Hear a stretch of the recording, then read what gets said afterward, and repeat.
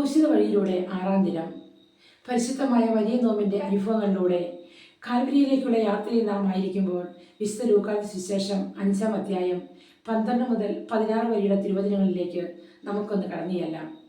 ശരീരം മുഴുവൻ കുഷ്ഠം ബാധിച്ച ഒരു മനുഷ്യൻ.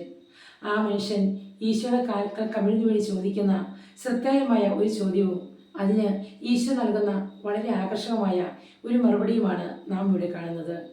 ആ കുഷ്ഠരോഗി ഈശോയുടെ കാൽക്കൽ വീണ് ചോദിക്കുകയാണ്, നിനക്ക് മനസ്സുണ്ടെങ്കിൽ എന്നെ ശുദ്ധനാക്കുക. ഈശോ അതിന് പറഞ്ഞ മറുപടി, എനിക്ക് മനസ്സുണ്ട്, നീ ശുദ്ധനാകട്ടെ. അതുവരെ അവനെ അവഗണിച്ചവരുടെയും വിമർശിച്ചവരുടെയും കുറ്റപ്പെടുത്തിയവരുടെയും ഇടയിലൂടെ കടന്ന് യേശു ഉടൻ തേടിയെത്തിയ ആ മനുഷ്യന് കിട്ടിയ ഏറ്റവും വലിയ അനുഗ്രഹം. അവൻ യേശുവിൻ്റെ അരികിലേക്ക് ചെന്നപ്പോൾ ഈശോ അവൻ്റെ ജീവിതത്തിലേക്ക് ഉറ്റുനോക്കുന്നു. അവൻ്റെ ജീവിതത്തിൽ അനുഗ്രഹം ഉണ്ടാകുന്നു. അതുവരെ അവന് ലഭിക്കാത്ത സന്തോഷവും സമാധാനവും ആശ്വാസവുമാണ് അവന് ലഭിക്കുന്നത്. ഈ നോമ്പുകാലത്ത് ഈശോ നമ്മോട് ആവശ്യപ്പെടുന്നതും ഇതുതന്നെയാണ്.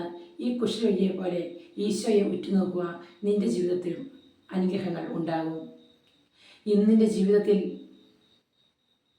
ശരീരത്തെ അല്ല, ജീവിതത്തെയും ഹൃദയത്തെയുമൊക്കെയാണ് കുഷ്ഠം പിടികൂടിയിരിക്കുന്നത്. എന്നിലെ ഞാൻ എന്ന ഭാവത്തെ മാറ്റി നിന്നിലെ നീ എന്ന ഭാവത്തെ മാറ്റി അഹംഭാവത്തെ മാറ്റി പ്രാർത്ഥനയാലും വചനത്താലും ഉപവാസത്താലും നമ്മെ ഒന്ന് ശുദ്ധീകരിച്ച് നമ്മുടെയൊക്കെ ഭവനത്തിൽ നമ്മുടേതായ ലോകം പ്രാർത്ഥനയാലും വചനത്താലും ഉപവാസത്താലും കെട്ടിപ്പടുക്കുവാൻ നമുക്ക് സാധിച്ചാൽ തീർച്ചയായും ഈ ഈശോ നമ്മുടെ ജീവിതത്തിലേക്ക് ഇറങ്ങി വരും. നമ്മുടെ ജീവിതത്തിലും അനുഗ്രഹം ഉണ്ടാകും. നമ്മുടെയൊക്കെ ജീവിതത്തിനിടങ്ങൾ യേശുവിന് ഇറങ്ങി വരാനുള്ളതായിരിക്കട്ടെ. യേശുവിനെ തേടിപ്പോയ ആ കുഷ്ഠരോഗിയെ പോലെ കാൽവരിയിലേക്കുള്ള യേശുവിൻ്റെ യാത്രയിൽ നമുക്കും ഈശോയെ പിൻചെല്ലാം. ആ പിൻചെല്ലിൽ ഒട്ടനേകം ചോദ്യങ്ങൾ നമ്മളിലേക്കുണ്ടാകും. അതിനൊക്കെ ഹൃദയം കൊണ്ട് നമുക്ക് ഉത്തരം പറയാം.